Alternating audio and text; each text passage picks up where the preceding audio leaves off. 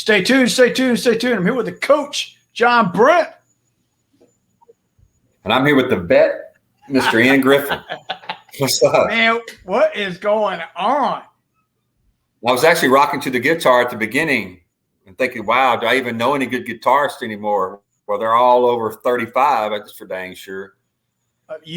Wow, we are in an era where are the new bands at? And I'll say here to start it off is the only bands I can think of that's even close that I would consider a rock band that are in the kind of new era is Saliva, who the dang lead singer found Jesus and quit singing rock and roll, and then Shinedown, and then the only other one I could think of is Howlstorm with Lizzie Howe. I mean, other than that, I can't even think of anybody new, modern. Well, I mean, there's a reason that we have 70 and 75-year-old guys on world tours all the time, from the Rolling Stones to all these, and Aerosmith, because there's nobody to replace them. They've become multi-millionaires because digital stuff became our musicians. I literally went to a concert this weekend. I'm not going to name it because it's not to put them down, but it was a Christian concert, and they had a guitarist, a drummer. The guitarist was a singer, the drummer, and another guitarist. They didn't even have a bass player. You know who played bass? It was a machine. You know who sang backup? What? The machine. What? Yeah, that was the machine. There was a bassist was the machine. I was like, where's the bassist? They didn't even have one. So we got these machines that are doing all this stuff now. So it's kind of messing with me. We went 2 weekends ago to Oklahoma City, saw the Foo Fighters. Went there. There you had three females that were the backup singers. You had the drummer, you had the bass player. Yeah. You had three guitars. But this group came from the late 90s and late 90s and in 2000s. And they're 50-something years old. And this is our version of the new bands, to be honest, because nobody is coming after them. I don't consider Maroon 5 a freaking rock band. I just don't. Now, I have to I'm going to put this in perspective. There's always a debate on Facebook, and I get involved with a couple of guys about the GOAT of NBA. Is it LeBron? Is it Kobe? Is it Michael? I love that. In the NFL, is it better that, is it quarterbacks now, or is it Peyton Manning, or was it Joe Montana? But when you talk about the top 50 guitarists of all time, John Mayer is as far as you get in our time. And that's it. It's John Mayer and back. Yeah. I mean, there is nobody now that you could even consider to be a great rock guitarist that could be in there with the Hendrix and the Goats and the Stevie Rays and the Dave Mustaines and Jeff. It's stopped. Name a major drummer outside of Blink-182's drummer, Foo Fighter drummer. Who else? I can't. I mean, we don't even name them anymore. I can't name a band after the year of 2000 that's anything. I can't name a drummer or a guitar player, really. I mean, I know Lizzie Hale because I love that woman screams. But, other than that, and she plays the guitar. Other than that, I don't know. I know her brother plays the drums, but they would never hold a candle on. I love their songs, but they wouldn't hold a candle to the greats that we know, and then man, you have to ask the question too, man. What happened? What is the point where it just like we went from the 70s great rock or the 60s and 70s, and then you had the 80s hair bands, and you had Metallica and all that, and then all of a sudden you had the grunge, and all of a sudden it just kind of stopped. What happened? The grunge killed it. The grunge killed it. The grunge kept some of it around, but it killed it.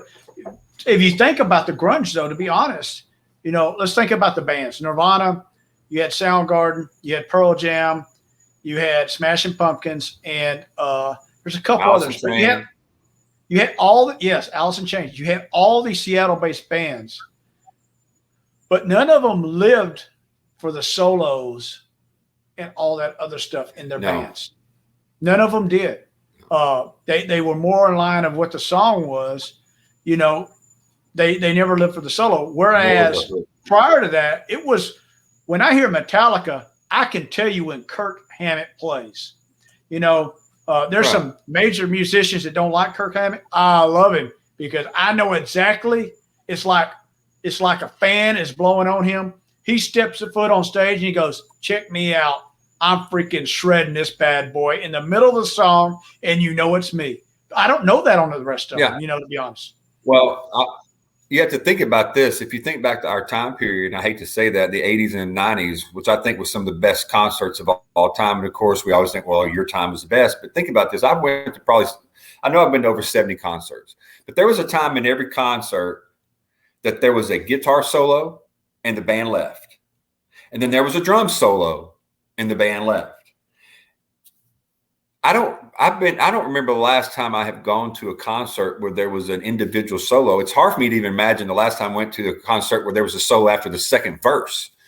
I mean, it used to just be, you come out, there'd be the first verse, there'd be the chorus, there'd be the second verse, the chorus, and bam, there went the solo. And if you think about it, and I thought about this too, John Mayer, I keep saying that he's a great guitarist, but he's the only person that I can think of in the last 10 to 15 years. It's even the last 5 to 15 years, because he does it still, that has any kind of solo that I can remember in a song. But he kind of continually does that. But you take the bands like Dave Matthews Band, you take the bands like Matchbox 20 and things like that, they kind of moved even past those guys, that the solo is not, it's the hook. It's the break of but more than an actual solo.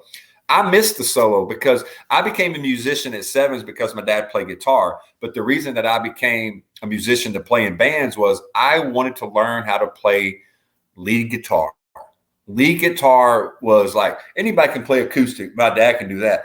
But I want to learn how to bend the notes and find out. And you'd study somebody for 6 months, like Stevie Ray, and then you go off into somebody else, and you love that time. You can first get on stage and they go, okay, it's your time to solo. We don't have that anymore. No, I will say at the Foo Fighter concert, they gave like a 20-second thing where the keyboardist did his thing, 20-second thing where the guitar bent a couple strings, and that was really it. And the other guitarists kind of looked at him like, Pat Smear was like, that was it. He didn't care. And the drummer did like a 20, he probably did about a 30-second thing. And then that was it, really. And actually it was more focused on the backup girls. They're singing. Probably the last really concert that I saw where they put the guitarist out there on the middle of the stage and really did it was Guns N' Roses. I mean, he played like a 5-minute guitar solo, and you was just like, it went from a Godfather theme to another theme to another thing. But even with Alice Cooper, he does a good job of propping up his band members. He has 3 guitars on his band. He does a good job of letting them, each one of them, have their day out there. Let me say it like that. But their solos wasn't long. They were part of the songs is how he did it with them. And we just lost this with rock bands. And think about Alice Cooper. Yeah. He came around the early 70s, man. I mean, but the new bands, it's just, hey, as long as I can get a good hook, like you said, or a good beat, something everybody can regurgitate, I'm good. I don't need all that other junk to it, Well, it's a kind of the first decade or two that this has kind of just stopped, because you have to think about it. You had the blues of the Mississippi Delta, then you had Chuck Berry, then you had the Hendrix of the 60s and Clapton and all that. Then you had the 70s where Van Halen was coming up and different bands and AC/DC. And I mean, you got all this, and everybody was transcending the guitar and it was changed. And Metallica came with all these weird sounds and it's just chun, chun, chun, chun. And then you have all this. Even hair bands had this crazy, like CC DeVille of Poison having one of those crazy solos. I mean, it was actually beautiful. Then you had the ballads, and then you get to grunge, and it goes away from the guitar. But I kept thinking that somebody is going to continue this, because mostly in music, it keeps progressing to the point where you look back 20 years ago and go, man, that guitarist thought he was good, but he really wasn't that good, because look at this kid now. There is no kid now. Nobody even goes. I mean, I go to the music store. You ever go to a freaking music store? If you go to freaking Guitar Center, most of the people in there are 50 and above.